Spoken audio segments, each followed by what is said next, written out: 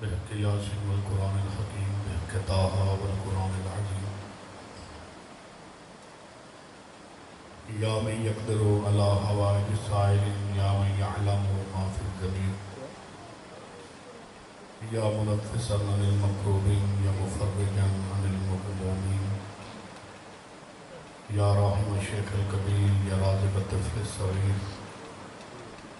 یا من لا یحتاج الی التفسیر صلی علی محمد وعلی محمد وعجل فرجہ. نعرہ تکبیر،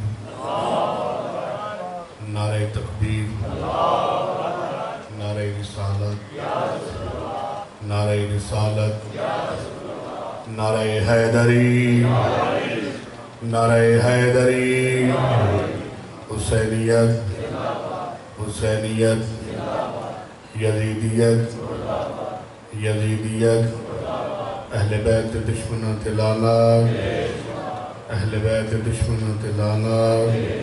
صلوات پڑھیں بر محمد و آل محمد.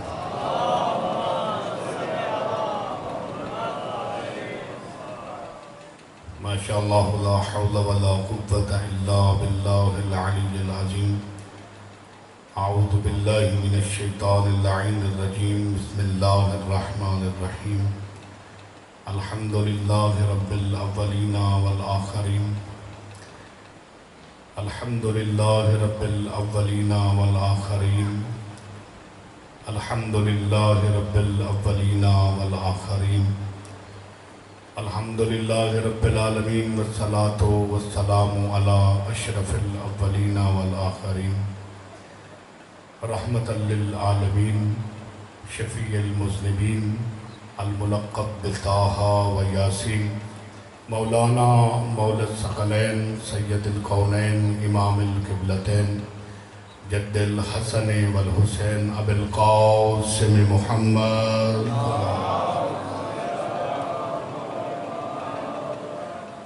وعلى اہل بیتہ الطیبین الطاہرین المعصومین المظلومین المنتخبین المنتجبین الحر المیامین. ولعنت اللہ علی اعدائہم اجمعین من یوم عداوت الى قیام یوم الدین وبعد یوم الدین. اما بعد قال اللہ تبارک و تعالی فی کلامہ المجید والفرقانہ الحمید وقولہ الحق. بسم اللہ الرحمن الرحیم. وما تشاؤون الا ان یشاء اللہ. صلوات بر محمد.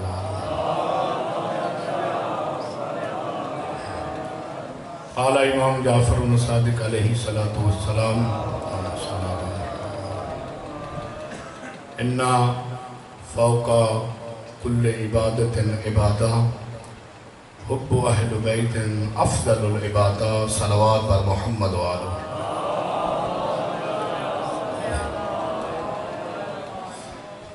میرے انتہائی واجب الاحترام معزز سامعین گرامی قدر، میں اپنی گفتگو کا آغاز شروع کرنے سے پہلے آپ احباب کو زحمت دینا چاہتا ہوں. مجھے یا بالکل اس طرف دیکھنا پڑتا ہے یا پھر بالکل اس طرف دیکھنا پڑتا ہے. اگر پھول گلدستے کی صورت میں ہو تو اچھا لگتا ہے. اگر آپ احباب یہاں سامنے آ جائیں تو میرے لیے ذرا آسانی ہوگی. تو صلوات پڑھتے ہوئے ذرا اکٹھے ہو جائیں. صلوات بر محمد و آل محمد. یہ تھے سامنے خالی جاری تشریف. ایک بار پھر صلوات پڑھیں بر محمد و آل محمد.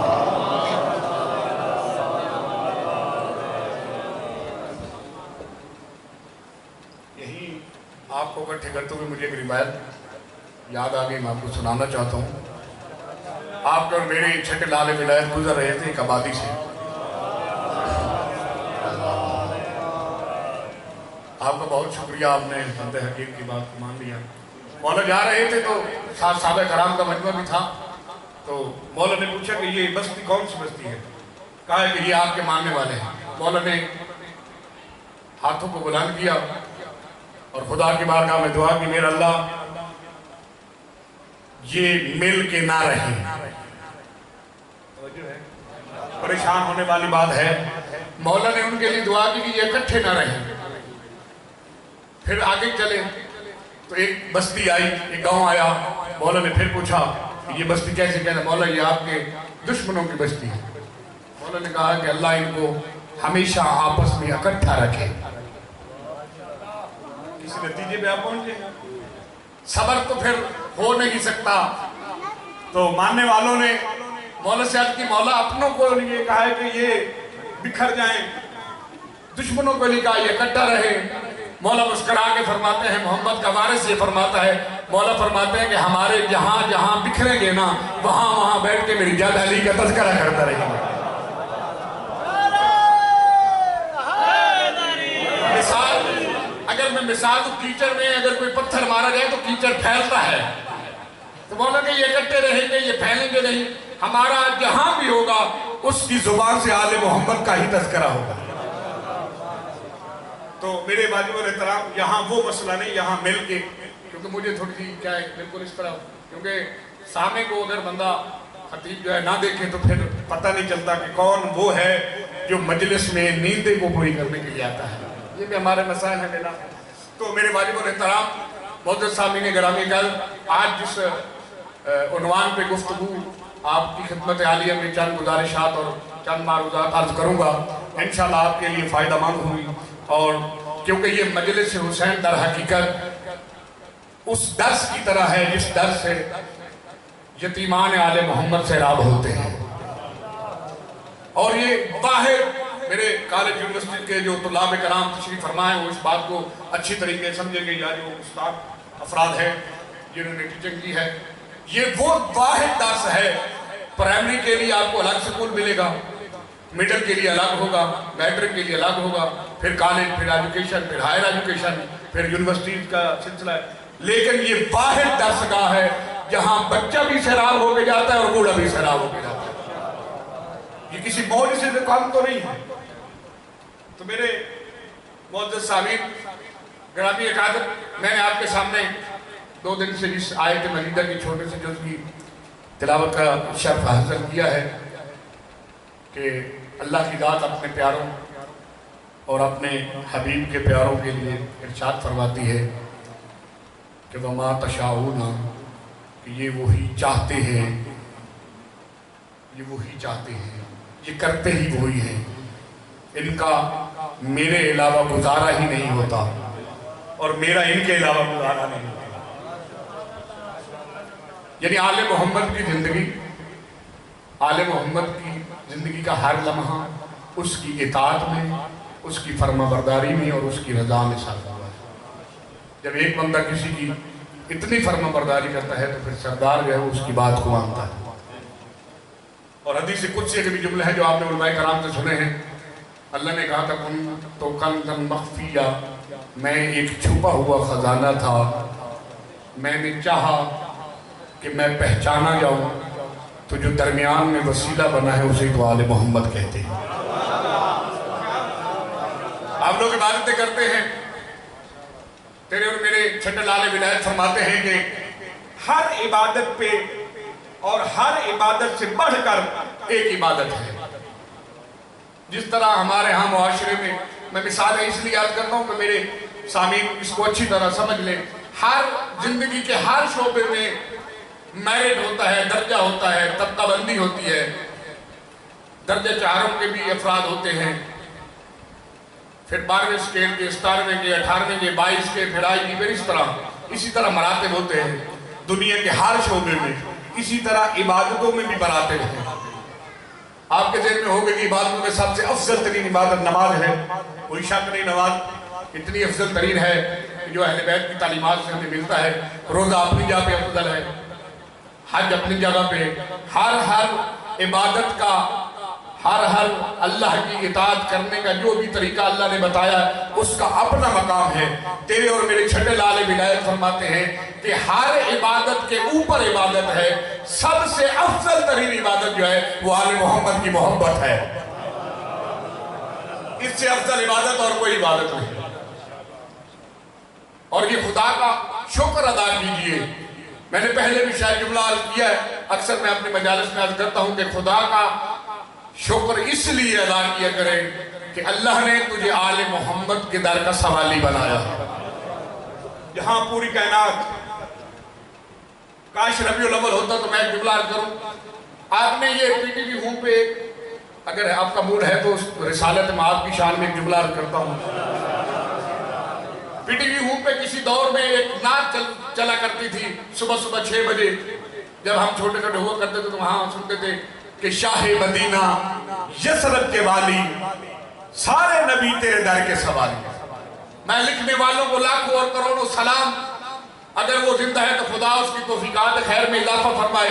اگر اس دنیا سے چلا جائے خدا اس کی قبر پہ لاکھوں کروڑوں برکات نازل فرمائے. مسئلہ ہی حل کر دیا. آدم سے لے کر عیسیٰ تک جتنے بھی نبی ہیں وہ محمد کے در کے سوالی ہیں, اور مباہلے کے در محمد جس در کا سوالی ہے وہ در فاطمہ ہے.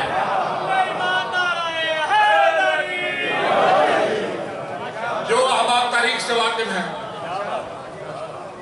بیٹوں کی ضرورت پڑی تو در فاطمہ پہ آئے,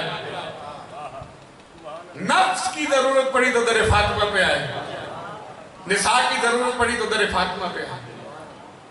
تو پھر مان لیجئے نا, سارے نبی جس در کے سوالی ہے وہ دہلیز محمد مصطفیٰ ہے, اور محمد مصطفیٰ جس دہلیز پہ آتے ہیں وہ فاطمہ کی دہلیز. اور اس لیے میں نے عرض کیا کہ کبھی جب آپ دنیا کے مسائل میں اور دنیا کی پریشانی میں گھر جانا, جب فیصلہ نہ کر رہے ہوں, انسان بعض اوقات اس کنڈیشن پہ ہوتا ہے. میں آگے جا کے عرض کروں گا کچھ چیزیں جو آپ کو, کیونکہ مولا کا فرمان ہے کہ اس ہاتھ سے یہ والا ہاتھ بہتر ہے. تو کچھ آپ کو دے کے جائیں, کچھ چیزیں جو مجلس حسین میں آئیں کچھ لے کے جائیں, اپنی زندگی کو تبدیل کریں, اپنے معاملات کو حل کریں. تمام میری ماؤں بہنوں اور میرے جو برادران جو میرے ہم سے بزرگوں سے تو دعا کے لیے عرض کروں گا, کبھی گوشہ تنہائی میں بیٹھ کے نا ایک لمحے کے لیے سوچا کر اور اس بات کا فیصلہ کیا کر کہ اللہ نے جو تیرے دل میں آل محمد کی محبت رکھی ہے نا, اور تجھے آل محمد کے در کا سوالی بنایا ہے, یہ ایسا در ہے جس در پہ بڑے بڑے بادشاہ اس در پہ سوالی نظر آتے ہیں. کوئی ہمیں یہ کہتا ہوا نظر آتا ہے کہ میں اگر علی نہ ہوتے تو میں ہلاک ہو جاتا. تاریخ کے جملے ہیں, کتابیں بھری پڑی ہیں, حوالہ دینے کے لیے حاضر ہیں.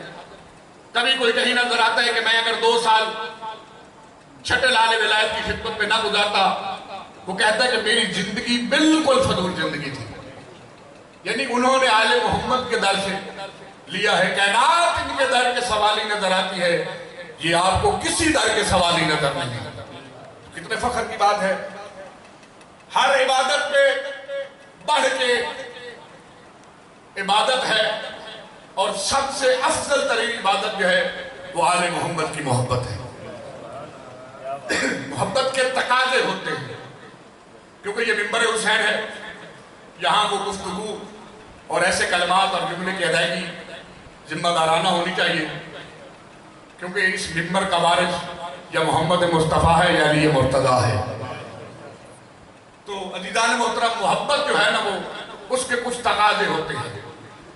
محبت کی مثال آپ سے عرض کروں, حضرت موسیٰ علیہ السلام, قرآن جو احباب پڑھتے ہیں, قبلہ صاحب تفسیر بھی بیان کرتے ہیں, حضرت موسیٰ علیہ السلام کا جو گفتگو کا سلسلہ اللہ کی ذات سے ہے, وہ اللہ کی ذات نے فقط ایک جملہ عرض کیا تھا. یہی پوچھا تھا کہ موسیٰ مجھے ذرا یہ بتا تیرے ہاتھ میں کیا ہے. یہ کہا تھا, نہ اور کوئی بات کی ہے. تو حضرت موسیٰ کا جواب کیا ہے؟ حضرت موسیٰ نے, جی قرآن پڑھ رہا ہوں, حضرت موسیٰ نے کہا کہ میرا اللہ, جواب بنتا کیا تھا بھلا؟ جواب یہ بنتا تھا کہ میرا اللہ میرے ہاتھ میں وہ جو سوٹا ہے یا وہ جو عصا ہے, بس یہ جواب بنتا تھا نا. لیکن حضرت موسیٰ نے یہ جواب نہیں دیا. قرآن یہ کہتا ہے کہ حضرت موسیٰ نے کہا, اے میرے خالق و مالک, میرے ہاتھ میں عصا ہے جس سے میں بکریوں کو ہانکتا ہوں, درختوں سے پتوں کو جھاڑتا ہوں. میں اور تفصیلاً جو کام عرض کیے تھے. تو جواب حضرت موسیٰ نے لمبا دیا. یہاں تک آپ کو بات سمجھ آ گئی. اب اگلا جملہ یہ ہے کہ پیغمبر گرامی اسلام کی حدیث ہے کہ بنی اسرائیل کے انبیاء سے افضل ہیں میرے امت کے علماء. ہے میری امت کے علماء. اس امت کے علماء ہم جیسے نہیں, اس امت سے علماء بزرگان نے لکھا ہے, اس سے مراد ہیں آل محمد. تو اب علامہ ہلی کا بہت پیارا واقعہ ہے کہ وہ انہوں نے عالم خواب میں ایک واقعہ نقل کتب میں موجود ہے، وہ بات وہاں پہ میں نے اسی لیے روکی، بھولا میں نہیں ہوں، وہ بات میں نے وہاں پہ روکی کہ اللہ نے حضرت موسیٰ سے یہ پوچھا تھا کہ تیرے ہاتھ میں کیا ہے، تو حضرت موسیٰ نے تحریر لمبا سا جواب دیا۔ اب اس بات کو اس بات سے جوڑ رہا ہوں کہ علامہ ہلی نے خواب میں دیکھا ہے ایک تخت ہے جس پہ سرور کائنات تشریف فرما ہے، بغل میں حضرت موسیٰ تشریف فرما ہے۔ علامہ ہلی کی حضرت موسیٰ کے ساتھ گفتگو ہوتی ہے۔ علامہ ہلی حضرت موسیٰ پوچھتے ہیں کہ اے علامہ ہلی تو بتا تیرا نام کیا ہے؟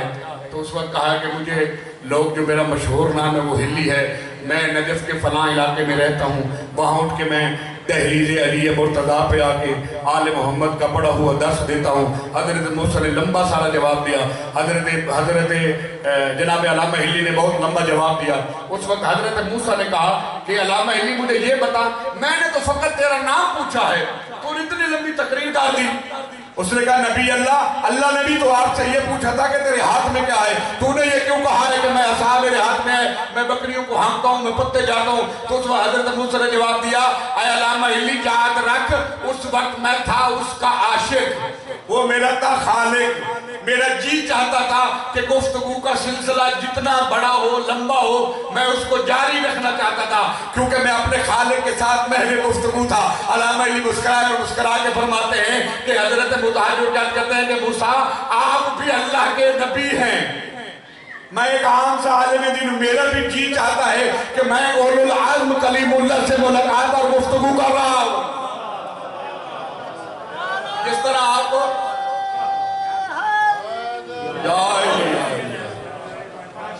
اب باتیں بہت ساری ہیں، میں انشاءاللہ اپنے وقت پہ اپنی جو بھی میرا وقت ہے میں اس میں ختم کروں گا انشاءاللہ۔ ایک بات میں آپ سے عرض کرتا ہوں، یہ جو آپ نعرہ حیدری لگاتے ہیں یہ کیوں لگاتے ہیں؟ کوئی بندہ جواب دے۔ نفست خدود ہے، ماشاءاللہ خدا آپ کی توفیقات خیر میں اضافہ کرے۔ ہمارے پاس یہ نعرہ حیدری، میں اپنی خطابت کے جملے میں، یہ نعرہ حیدری در حقیقت ذوالفقار ہے۔ جملہ سنیے گا، لطف آئے تو آپ کے ہاتھ جو ہے نا وہ بلند ہونے چاہیے۔ نعرہ حیدری در حقیقت ذوالفقار ہے۔ ایک ذوالفقار آئی تھی خندق میں امیر کائنات کے پاس، جب وہ ذوالفقار آئی تھی نا جناب مالک اشتر اور امیر المومنین جنگ صفین میں ایک جنگ میں اکٹھے جا رہے تھے تو مکالمہ ہوا، تو امیر کائنات جناب مالک اشتر نے مولا امیر سے کہا کہ کتنے بندوں کو فنار کیا ہے؟ تو کہا کہ 70 کو۔ جناب مالک نے کہا میں نے بھی تو 70 کو کیا ہے، اس میں کون سا کمال ہے؟ توجہ سے سنیے گا، جناب مالک کہتے ہیں کہ میں نے بھی 70 کو۔ مولا علی نے وہاں ایک جملہ ارشاد فرمایا، مولا علی نے کہا مالک جو گردنیں تیری تلوار کے نیچے آئی ہیں نا تو نے ان کے سر تن سے جدا کیے، علی کی تلوار اس گردن پہ چلی ہے جس کی اگلی نسلوں میں کوئی علی والا نہ ہوگا۔ یعنی یہاں ہمیں جملہ یہ ملتا ہے کہ ذوالفقار وہاں چلتی ہے کہ جس کی آنے والی نسلوں میں کوئی علی والا نہ ہو۔ ہم نعرہ حیدری اسی لیے لگاتے ہیں، یہ بھی ذوالفقار کا کام کرتا ہے۔ جب ہم نعرہ لگاتے ہیں ہم سامنے والے کا چہرہ دیکھ کے اندازہ یہ لگاتے ہیں کہ اس کی پچھلی نسل کیسی گزری ہے۔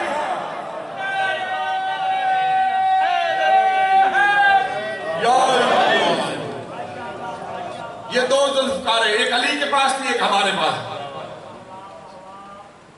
ہم یہ نعرہ لگا کیونکہ یہ حدیث کا ترجمہ میں نے کیا ہے، اپنی طرف سے کوئی بات نہیں ہے، اور حدیث کچھ کے جملے ہیں کہ اگر سارے کے سارے لوگ محبت علی پہ اکٹھے ہو جاتے تو جہنم خاک کرنے کا فائدہ ہی ہوتا۔ یہ حدیث کا ترجمہ ہے۔ آپ کی محبت کو دیکھ کے میں پڑھنا کچھ اور چاہتا تھا، اب جی چاہتا ہے کہ مولا کے کچھ فضائل آپ کی خدمت بیان کریں۔ انشاءاللہ مولا حسین کے پھر بعد میں، کیونکہ پچھلی مجلس میں نے مقام ظاہر کا اور اس حوالے سے فضیلت کیا تھا، میرا جی چاہتا تھا، تو اب خیر آپ موڈ بن گیا ہے تو صلوات ایسی پڑھیں کہ مجھے پتہ چلے کہ آپ سننا چاہتے بھی ہیں۔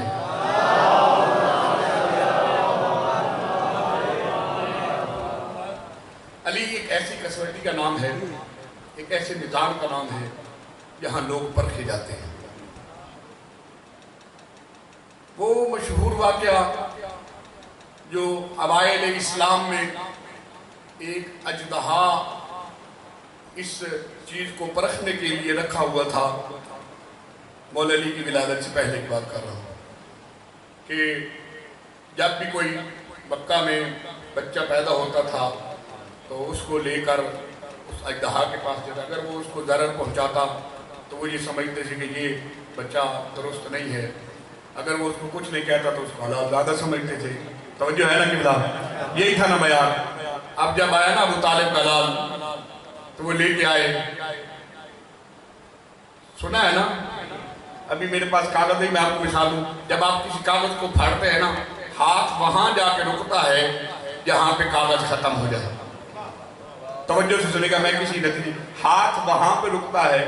مثلا یہ ہے نا کاغذ, اس کو میں پھاڑنا چاہتا ہوں تو میرا ہاتھ وہاں پہ رکے گا جہاں کاغذ ختم ہو جائے گا. اگر کاغذ ہو لمبا تو میرا ہاتھ یہاں تک جائے گا. یہی ہے.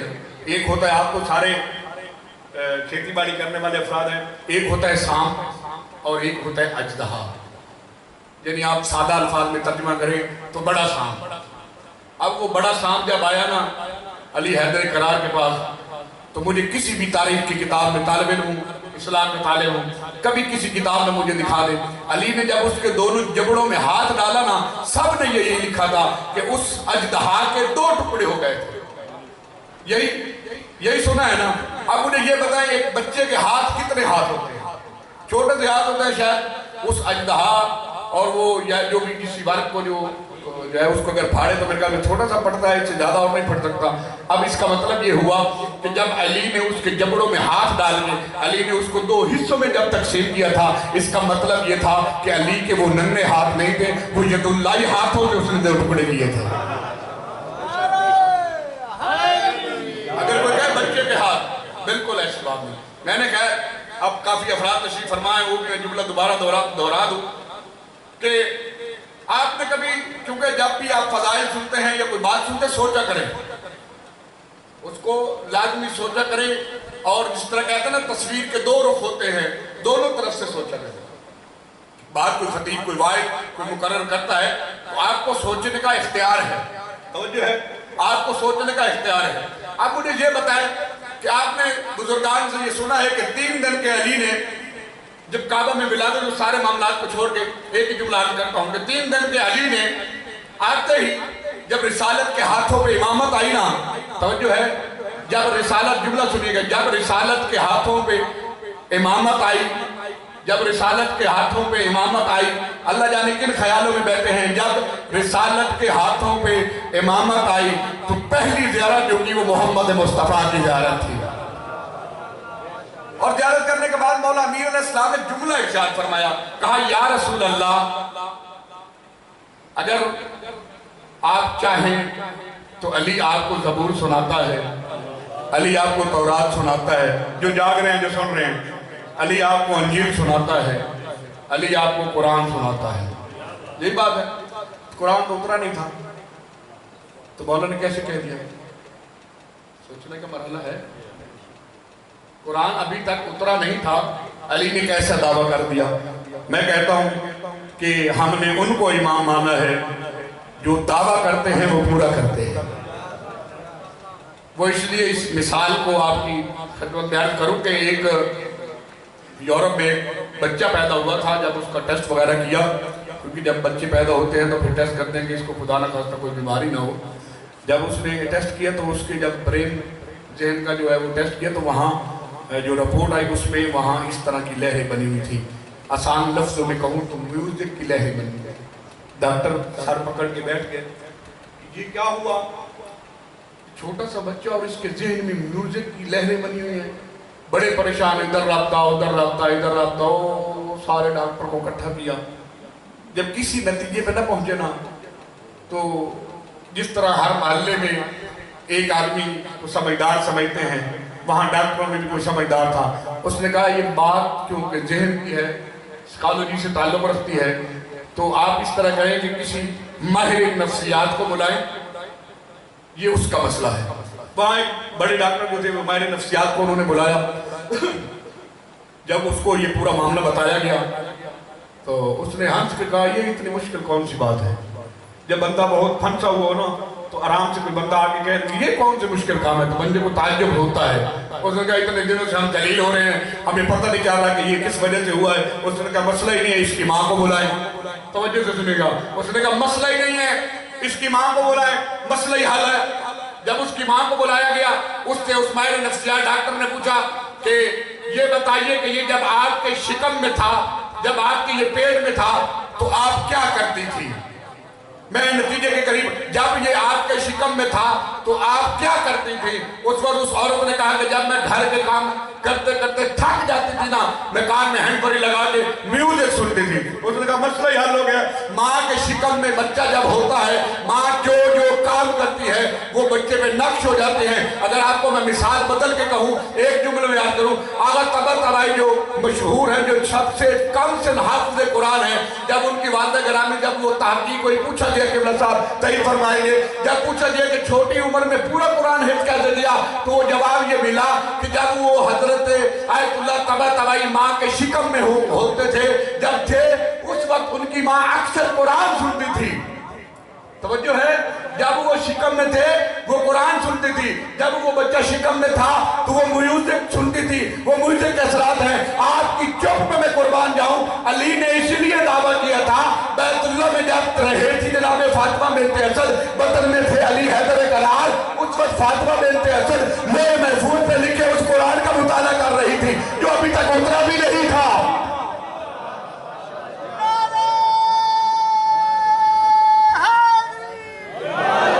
خوشنودی امام زمانہ بلند تر صلوات.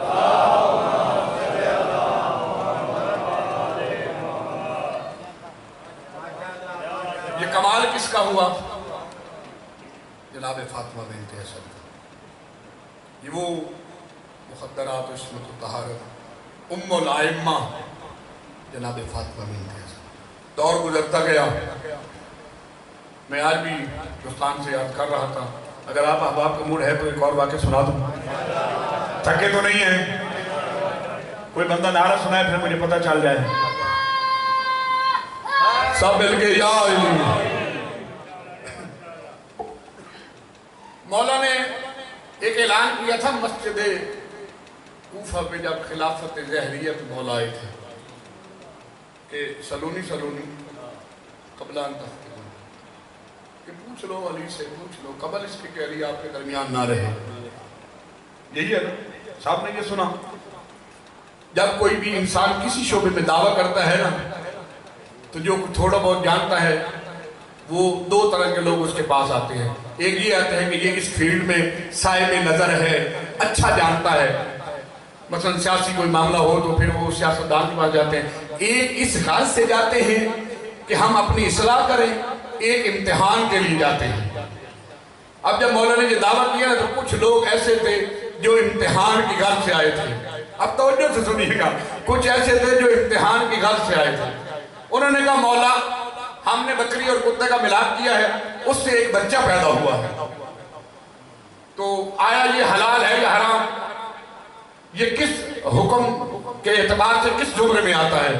تو مولا نے کہا کہ اگر آپ اس کے سامنے یہ چارہ رکھیں، مثلا جوار یا برسی جو بھی ہے، اگر وہ کھاتا ہے تو پھر وہ بکری کے حکم میں ہے، اگر وہ گوشت کھاتا ہے تو پھر وہ جو ہے وہ کتے کے حکم میں ہے. تو وہ بڑے ذہین تو میں نہیں کہہ سکتا، بڑے مکار تھے. انہوں نے کہا مولا صبح کو یہ گھاس کھاتے ہیں، شام کو یہ گوشت کھاتا ہے. توجہ ہے، سمجھ آ رہی ہے؟ صبح کو وہ گھاس کھاتے ہیں، شام کو یہ کھاتے ہیں. اب ان کو یہ نہیں پتا تھا علی ہے یہ. کہا کہ مولا کہ اس طرح. مولا نے کہا دوسری یہ نشانی ہے کہ آپ یہ دیکھیں یہ جب بیٹھتا ہے تو اگلے پاؤں کے ساتھ بیٹھتا ہے یا پچھلے پاؤں کے ساتھ بیٹھتا ہے. تو انہوں نے کہا مولا یہ صبح کو اگلے پاؤں کے ساتھ بیٹھتا ہے، شام کو یہ پچھلے پاؤں کے ساتھ بیٹھتا ہے. میں نے کہا ٹھیک ہے بات شانے ہیں بہرحال.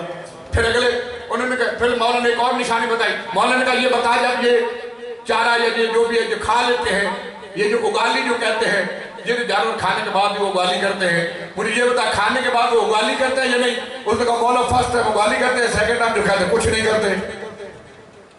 اب مولانا ایک اور نشانیاں بتاتے بتاتے آخر پہ علی حیدر کرار کے چہرے پہ جلال آیا اور اس بندوں کے ان کے مضمون کی طرح مخاطب ہو کے مولا فرماتے ہیں مجھے یہ بتا آپ اس طرح ایک اور نشانی اور آخری نشانی ہے، اور اس کے بعد جواب بنتا نہیں تھا۔ مولا نے یہ کہا کہ اس کو ذبح کر دے اور اس کے پیٹ میں دیکھ، اگر اس میں اوجری ہے تو حلال ہے ورنہ حرام ہے۔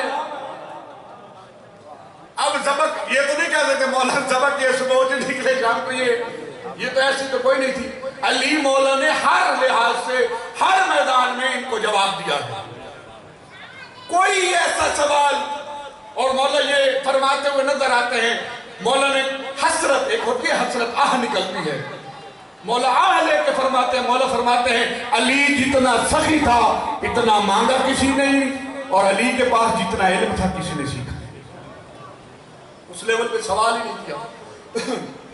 جو پڑھے لکھے افراد ہیں، ایک کتاب لکھی گئی ہے آکسفورڈ یونیورسٹی میں، انہوں نے کہا ہے کہ کتنی مظلوم اور کتنے عجیب ہے مسلمان، کہ اگر یہ علی ہمارے پاس ہوتے تو ہم یہ آج جو ٹیکنالوجی ہے اس سے کئی اور آگے ہوتی۔ یہ پوچھتے رہے ہمارے سر کے بال کے ہیں، صلوات پڑھیں بار محمد والا۔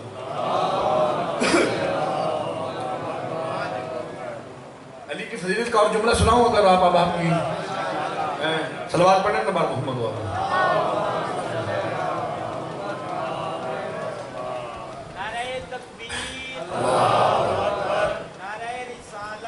یا رسول اللہ، یا علی،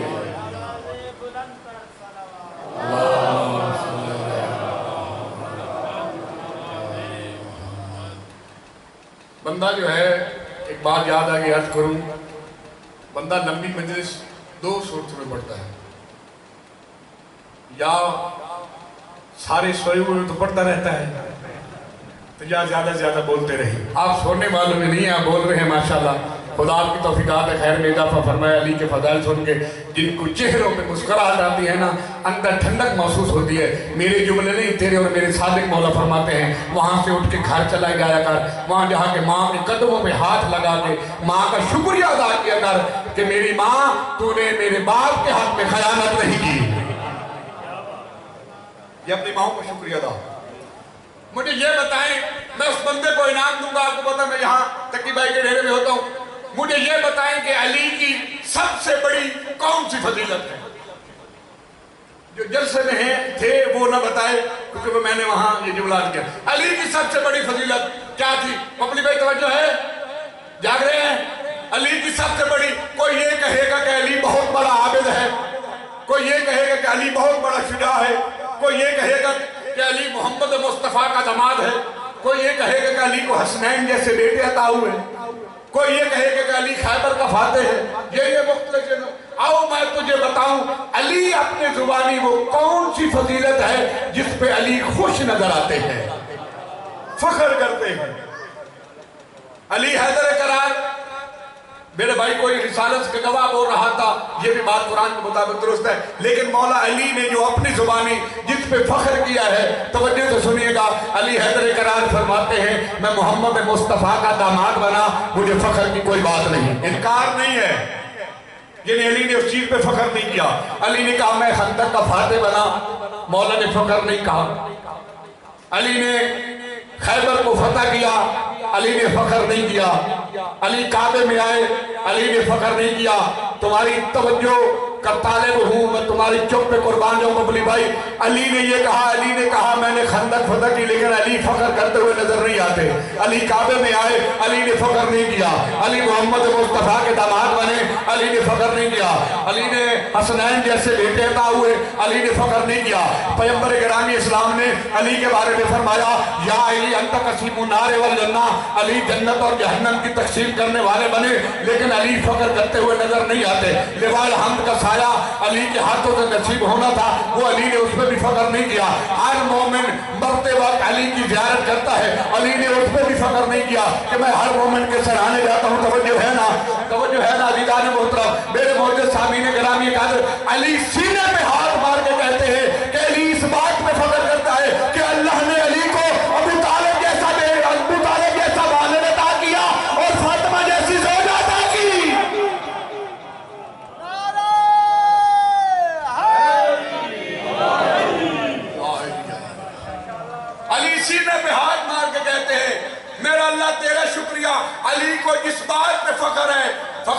اس بات پہ ہے کہ ابو طالب جیسا باپ ادا کیا اور فاطمہ جیسی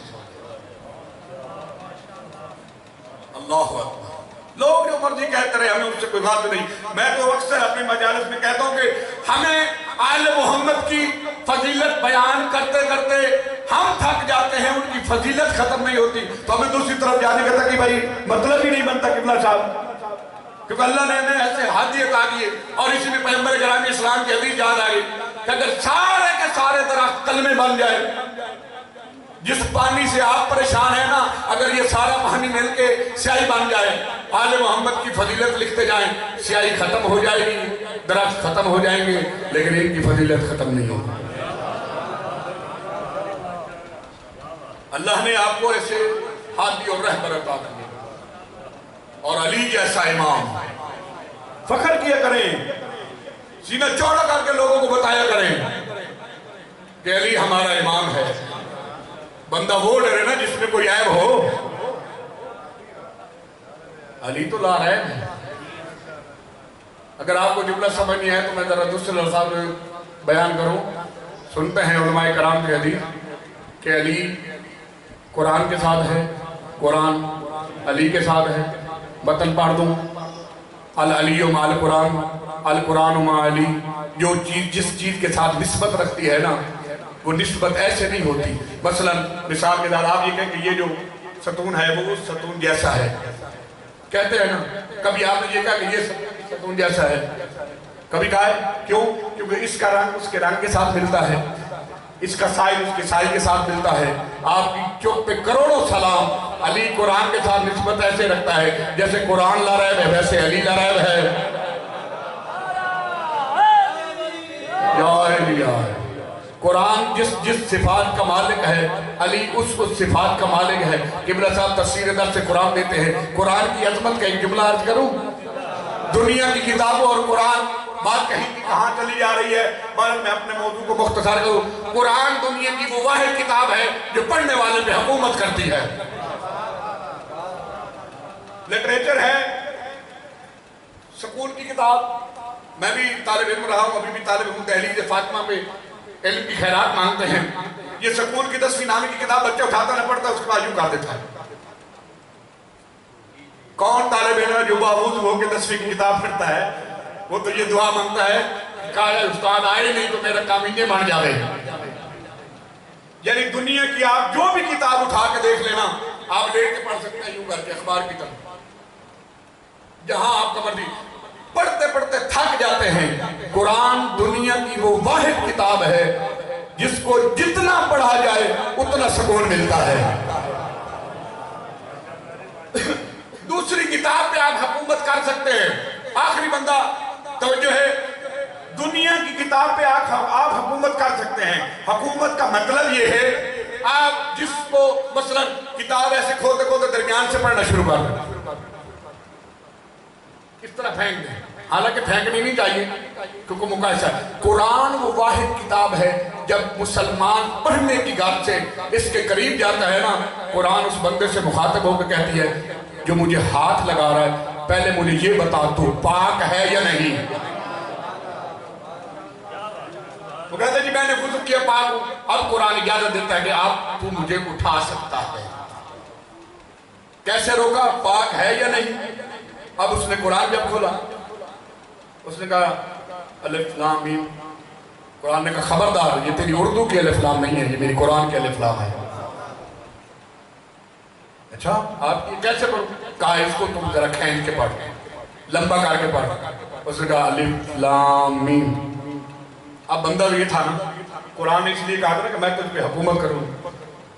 آگے جب پڑھتا پڑھتا گیا علم نشرح، اب اس نے پھوڑ، کیونکہ وہ پہلے قرآن نے روکا تھا نا کہ مجھے کھینچ کے پڑھ الف لام میم۔ اب اس نے کہا نا الف لام میم نشرح۔ قرآن نے کہا خبردار میرے حروف ہیں، اس کو لمبا کر کے پڑھنا تھا، اس کو عام زبان میں پڑھ بغیر لمبا کیے، اس کو پڑھ علم نشرح۔ ایسی بات ہے کوئی بات میں کوئی عجیب بات تو نہیں کر رہا۔ پہلے کیا کہا؟ پاک ہے، پھر میرے قریب آ۔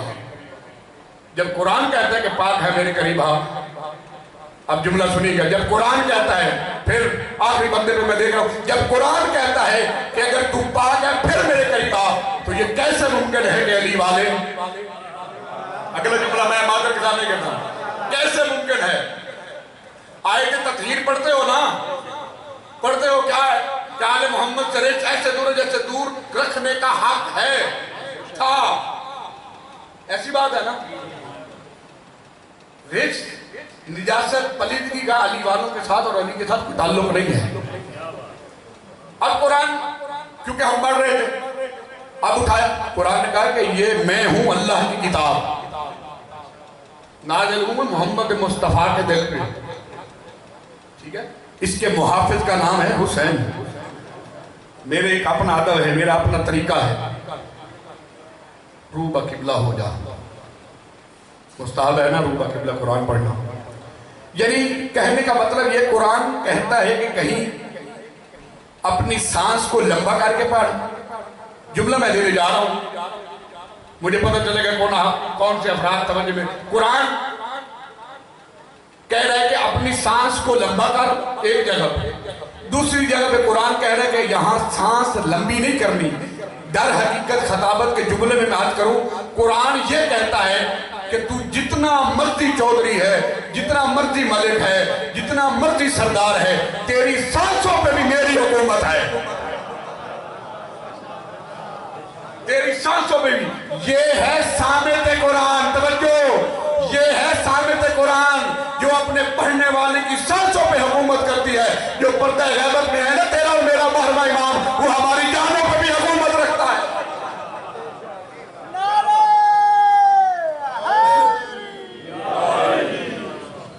یہ تو قرآن کے آگے آپ کی نہیں چلتی، جو سامت قرآن قبلہ، ناطق قرآن کی بات کیا الگ ہے، اور وہ ناطق قرآن جو پہلا امیر المومنین ہو۔ ایک آخری روایت آپ کی خدمت میں عرض کروں، آپ نے ایک حدیث مبارکہ سنی ہے، معصوم فرماتے ہیں آل محمد کے بارے میں کہ اولنا محمد، آخرنا محمد،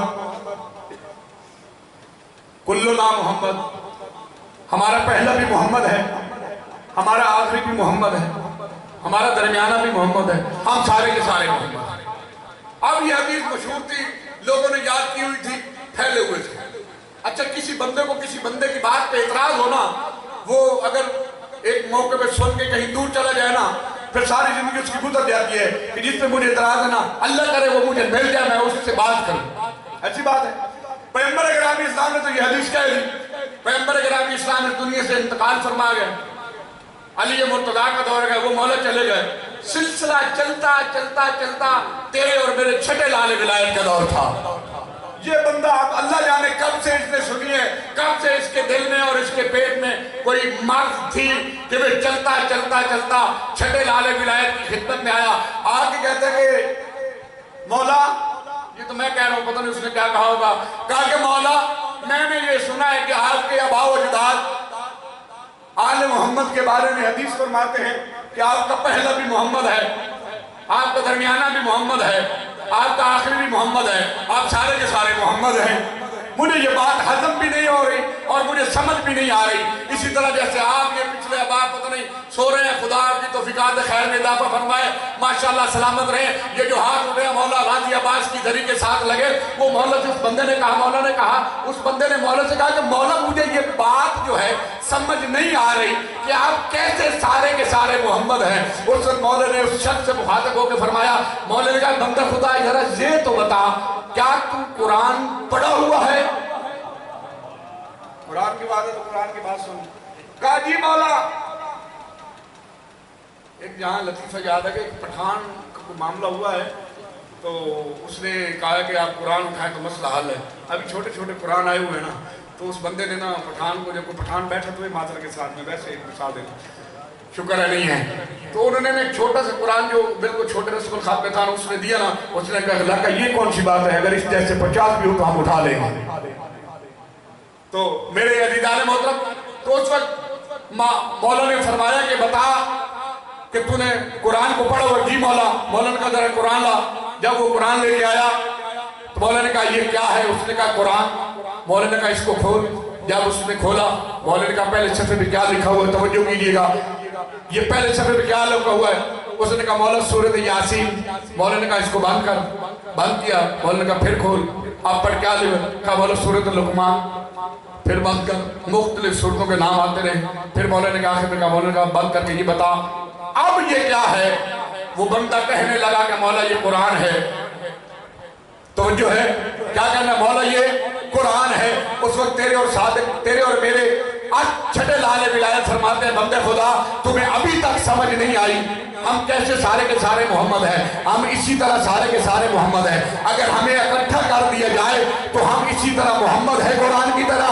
اگر ہمیں کھولا جائے سورۃ یاسین کی طرح کہیں محمد مصطفیٰ نظر آئے گا، کہیں علی مرتضیٰ نظر آئے گا، کہیں حسن مرتضیٰ نظر آئے گا، کہیں حسین نظر آئے گا، کہیں سجاد نظر آئے گا۔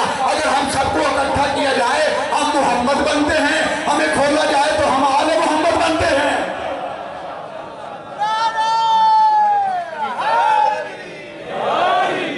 قائم آل محمد بآواز بلند تر صلوات۔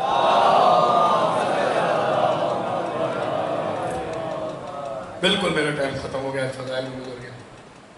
دو کے دو جملے میں ذکر مصیبت کے اپنی عبادت کو مکمل کرنے کے لیے سارے زندگی بھی فضائل آل محمد انسان بیان کرتا رہے، جیسے کہ میں نے پہلے عرض کیا ختم نہیں ہو سکتے ہیں۔ عزادارو رونے کے دن ہیں، اور یہ بات یاد رکھ لو جب بھی آپ رویا کرو نا مجلس حسین میں، میری مائیں بہنیں بھی اس جملے کو سنیں، جب آپ کی آنکھوں میں آنسو آ جائے نا پھر آپ اپنی سادہ دعاؤں کو نہ مانگا کریں۔ وہ کام وہ مشکل جو آپ کی ابھی تک حل نہ ہو رہی ہو نا، حسین کا واسطہ دے کے اللہ کی بارگاہ سے اس دعا اور اس مشکل کو مانگا، کیونکہ اللہ نے، میں کل عرض کروں گا کہ اللہ نے مولا حسین کو کیا کیا چیزیں عطا کی جو کسی نبی کو بھی نہیں ملی، حتیٰ کہ محمد مصطفیٰ کو۔ اس میں سے ایک عرض کروں کہ جب آپ مجلس میں آتے ہیں نا، یہ وہ مقام ہوتا ہے جہاں دعائیں قبول ہوتی ہیں۔ استجابت الدعا فی مجلس حسین۔ اور ہر آنکھ، اور بلکہ ہر آنکھ نہیں، جو بھی آنکھ روتی ہے نا حسین کے ذکر میں، یہ پھر بروز معاشر نہیں روئے گی۔ عزادارو مولا کی پھوپھی ہے، جب مولا 28 رجب کو نکلنے لگے نا تو اس سے کچھ دن پہلے مولا حسین کے پاس آ کے کہتی ہیں کہ میرا بیٹا میں کچھ دنوں سے نہ نظر آنے والی مخلوق کا گریہ سن رہی ہوں۔ مولا حسین نے پوچھا کہ کب سے؟ کہا کہ 2-3 دن ہو گئے ہیں نہ نظر آنے والی مخلوق کا گریہ اور نوح سن رہی ہوں۔ پھر مولا حسین سے مخاطب ہو کے فرماتی ہیں کہ جب تیرے نانا اس دنیا سے جانے والے تھے، ایک میں نے اس مرتبہ سنی ہے جب میں نے سنی کچھ دنوں کے بعد تیرے نانا کا انتقال ہوا۔ پھر فرماتی ہیں کہ اس کے بعد 3 جمادی الثانی سے پہلے کچھ دن پہلے پھر میں نے نہ نظر آنے والی مخلوق کا گریہ سنا، اس کے بعد تیری ماں اس دنیا سے چلی گئی۔ پھر فرماتی ہیں کہ میں نے 21 رمضان سے کچھ دن پہلے نہ نظر آنے والی مخلوق کا گریہ سنا، اس کے بعد آپ کے بابا کی شہادت ہوئی۔ پھر اس کے بعد کہا کہ حسین لال 28 صفر کو تیری بھائی کی شہادت سے پہلے بھی میں نہ نظر آنے والی مخلوق کا گریہ سنا ہے، اس کے بعد تیرے بھائی کی شہادت ہوئی۔ اب وہ رو کے فرماتی ہیں، کہتے ہیں حسین اب بھی مجھے یہ ڈر لگ رہا ہے، یہ جو میں 2-3 دن سے گریہ سن رہی ہوں نا، کہیں تو عراق تو نہیں جا رہا۔ اس وقت مولا حسین رو کے فرماتے ہیں کہ اماں اللہ کا ارادہ یہ ہے کہ میں مدینہ کو چھوڑوں اور عراق جاؤں، خدا مجھے شہید دیکھنا چاہتا ہے۔ تو کہا کہ حسین تو جا رہا ہے، یہ جو بہنوں اور بیٹیوں کو کیوں لے کے جا رہا ہے؟ اگر اللہ کا ارادہ یہ تو آپ اکیلے چلے گئے۔ اس وقت مولا رو کے فرماتے ہیں، مولا حسین رو کے فرماتے ہیں کہ اماں اللہ میری بہنوں اور پھوپھیوں کو اسیر دیکھنا چاہتا ہے۔ اللہ کی مشیت یہ ہے کہ زینب اسیر ہوگی تب میرے محمد مصطفیٰ نانے کا دین بچے گا۔ اجرکم من اللہ، خدا ان روتی آنکھوں پہ رحم فرمائے، خدا آپ کی آرزوں کو قبول فرمائے بے حق حسین۔ امام زمانہ آپ کو دیکھ رہے ہیں، ہمارے امام حاضر و ناظر ہیں، یہ جو آپ گریہ کر رہے ہیں نا ان کی جان پہ، مولا امام زمانہ آپ کو اجر عطا فرمائے۔ بروز محشر کہہ سکیں گے کہ مولا 2023 کے عشرے میں ہم نے آپ کے جان پہ گریہ کیا تھا، یہ آپ کو اجر اس وقت پتہ چلے گا جب کہا نا کہ ٹھیک ہے مائیں اور بہنیں لے کے جا رہے ہیں، حسین مجھے یہ بتا کہ اصغر کو کیوں لے کے جا رہا ہے؟ اور کہتے ہیں اماں اصغر کو اس لیے لے کے جا رہا ہوں کہ جب آئے گا نا وہ قافلہ بدار میں تو وہ دیکھ کے سروں کو دیکھ کے روایت کے جملے ہیں، انہوں نے کہا جب سر حسین پہ نظر پڑی نا کہا جنگ کی ہوگی، عباس مولا کے سر پہ جڑی جنگ کی ہوگی، علی اکبر کے چہرے پہ نظر پڑی کہا جنگ کی ہوگی، کہا اماں یہ اصغر بقائے کربلا کا نام ہے۔ جب اس شخص کی اصغر کے چہرے پر نظر پڑی اس نے کہا ہے کہ کربلا میں جنگ نہیں کربلا میں ظلم ہوا ہے۔ یہ گفتگو کا سلسلہ بڑا، محمد حنفیہ نے روکا اور بھی جو خاندان بنی ہاشم میں تھے انہوں نے روکا، کیونکہ اللہ کی معشیت یہ تھی حسین نے مدینہ چھوڑ دیا۔ جب مدینہ چھوڑا بار بار دیکھتے تھے نانا کی قبر کی طرف، بار بار دیکھتے تھے نانا کی قبر کی طرف، روتی آنکھوں سے ذہن میں مولا حسین کو یہی خیال آیا ہوگا نا کہ نانا میں اس مدینے کو چھوڑ کے جا رہا ہوں جس مدینے میں میں آپ کے کندھوں پہ سوار ہو کے آپ کی زلفوں کو پکڑتا تھا، جس مدینے میں میں چلتا تھا آپ کے ساتھ۔ عزیزانو 2 محرم کو قافلہ پہنچا، جب قافلہ پہنچا قبلہ صاحب بھی مسائل پہلتے میں 2 روایتیں آپ کی خدمت عالی میں عرض کروں۔ جب وہاں قافلہ پہنچا نا عزادارو، مدینے سے لے کر مکہ، مکہ سے لے کر کربلا،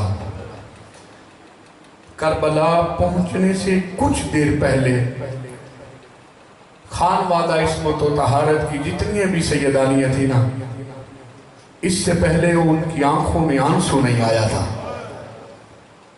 جب لجام فرس میں ہور نے ہاتھ ڈالا نا اس وقت شہزادی کی آنکھوں میں آنسو آئے اور پوچھا، گفتگو کا سلسلہ بڑا، پتہ چلا کہ ہور نے راستہ روکا ہے، بہت بڑا جرم ہے، حجت خدا کے راستے کو روکا۔ اور اس وقت مولا حسین نے ایک جملہ ارشاد فرمایا، اور یہ جملہ یاد رکھیں، اللہ کرے کہ دشمن ہو لیکن بامعرفت ہو۔ جب ہور نے یہ جملے کہے نا، جب سیدانیوں نے کہا نا کہ جناب ہور کو کہ تیری ماں تیرے غم میں روئے، تاریخ لکھتے ہیں کہ ہور نے سر کو جھکا لیا، سر جھکا کے یہی کہتا ہے کہ فاطمہ کا لال، اگر تیری ماں فاطمہ نہ ہوتی تو میں بھی آپ کو کچھ کہتا۔ اجرکم من اللہ، یہ معرفت دی جناب کے ہور کی جس نے ہور کو علیہ السلام بنایا ہے۔ آخری رات تھی نا جب کش مکش میں تھا جناب ہور، فیصلہ نہیں کر رہا تھا، وہ اس لیے کہ اتنا بڑا جرم کیا تھا، کش مکش میں تھا، ادھر جاؤں یا ادھر جاؤں۔ وہ جو جملہ کہا تھا نا جناب ہور نے، یہاں سے ایک ہمیں سبق ملتا ہے، انسان سے گناہ ہو جاتا ہے، آل محمد کے ساتھ توسل میں رہے، آل محمد کو وسیلہ بناتے رہے، آل محمد سے باتیں کرتے رہے۔ آپ کا تو وقت کا امام زندہ ہے، آپ کو دیکھ رہا ہے، مولا سے باتیں کیا کریں، جب مشکلات میں ہو اپنے وقت کے امام کو پکارا کریں، امام ہماری مدد کرتے ہیں۔ جیسے بھی ہاتھ آنکھوں پہ پٹی باندھ کے یا جس صورتحال میں، جب ہور نے ارادہ کیا نا کہ میں حسین کے پاس جاؤں اور معافی مانگوں، اللہ اکبر کتنا کریم ہے حسین۔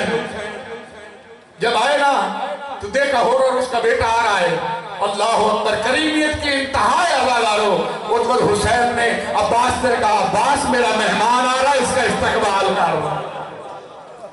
علی اکبر میرا مہمان آ رہا ہے، जब आए ना हुसैन की बारगाह में, आंखों में पट्टी बांधी हुई है, सर को झुकाया हुआ है, मौला गलती हो गई है। मौला ने कहा आप दोबारा ये जुमला न कहने। मौला ने पकड़ा और सीने से लगाया, सीने से लगाया। हुसैन सीने से लगा के मौला ने एक जुमला इरशाद फरमाया। मौला कहते हैं कि तेरी माँ ने जो तेरा नाम हुर रखा है ना, तू दुनिया में भी आजाद है और आखिरत में भी आजाद है। कमला अगर आप राजी हो गए ना, तो मेरे दिल को तसल्ली के लिए मेरा जी चाहता है मैं सबसे पहले आप पे कुर्बान हो जाऊं। उसमें बेटा साथ था, सबसे पहले बेटे को भेजा। वो इसलिए भेजा, मैंने पढ़ा है कि इसलिए भेजा, बेटे को मुमकिन है कि बाप की शहादत के बाद मुमकिन है बेटा भाग न जाए, बाप की मेला आखिर मोहब्बत है। जब हुर का बेटा घोड़े से जमीन करबला पे गिरा ना, हुर के पहुंचने से पहले मौला हुसैन पहुंचे हुए थे। जनाब हुर ने कहा कि मौला कि जवान बेटा है मेरा है, मुझे दीजिए। उस वक्त मौला हुसैन ने जुमला इरशाद फरमाया, दादारो आपके रोने के लिए यही काफी है। मौला ने कहा कि शरीयत मोहम्मदी में ये है कि अगर जवान बेटा मर गए ना तो बाप जनाजे नहीं उठाते। मैं अर्ज करूंगा मौला उस वक्त वो कौन मददगार आपका था जब अली अकबर सीने सुलझना से गिरे।